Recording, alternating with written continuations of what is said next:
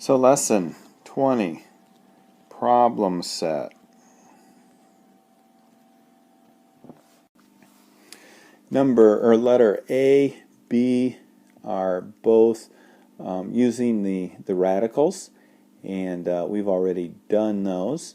And let me show you in A just another way that might be more comfortable. In fact, I think you might have learned this way in Algebra 1. So let's do that just so you know that I'm okay with you doing it that way if you want. Alright, we're going to write the prime factors of what's under the radical. So instead of a square root of 40, we're going to write 2 times 2 times 2 times 5. Okay? And underneath the other radical, we're going to write the prime factors of 140. And that will be 2 times 2 times 5 times 7. Alright, so what we're going to do is we're going to look up the couples. And the couples are allowed to leave the house. So they leave as one couple. So when we take these two out of the house, they become one couple. And whatever's left stays home.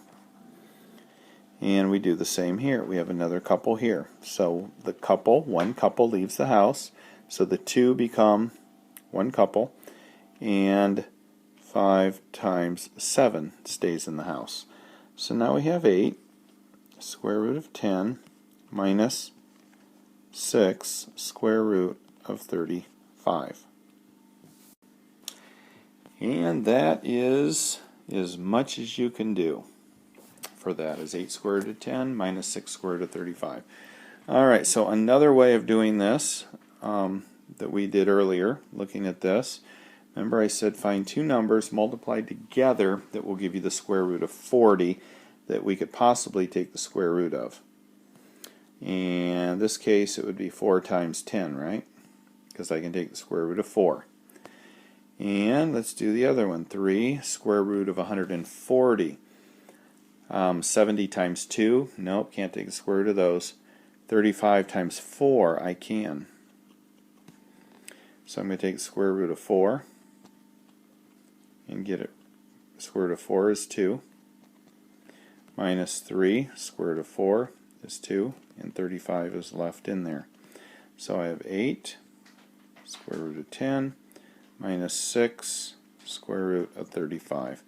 Okay, that is simpler for me just because I can do a lot of it in my head. So you can use either method and feel comfortable doing that. Alright, so let's see, what else do we have here? 9, 10, and 11 are very similar to what I just did. And we get into some number 15 where you're using those ratios. So let me just point you in that direction again really quick. 15. We're trying to find Z and A. So 5 corresponds to 4 as 7 corresponds to A. And that'll help you to find A. And when you're finding Z, you've got 6 corresponds to 7 as A, and you already found that up here, corresponds to Z. So whatever you found there, that number will go there.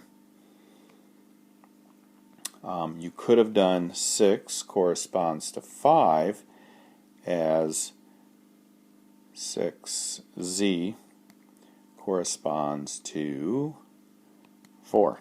And then you could find Z without having to find A. So either one of those work. So it's just making sure that you're corresponding the 6 with the 5 and then the Z with the 4. So make sure that you're putting your numbers together correctly. And that's it for problem set number 4 or number 20.